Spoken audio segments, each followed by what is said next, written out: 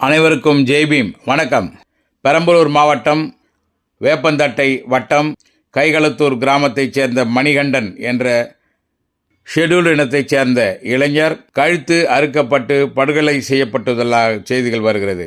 இந்த கொடூரமான செயல் சமீபத்தில் நடந்து வருகின்ற ஷெட்யூல்டு மக்களுக்கு எதிரான சாதிய வன்மத்தினுடைய தொடர்ச்சியாகவே நாங்கள் கருதுகிறோம். இந்த கொலை குற்றத்திற்கு காரணமானவர்கள் மீது வன்கொடுமை தடுப்புச் சட்டத்தின் கீழ் வழக்கு பதிவு செய்து நடவடிக்கை எடுத்து சட்டத்தின் அடிப்படையிலான அனைத்து வகையான வழிமுறைகளையும் செயல்படுத்த வேண்டும்.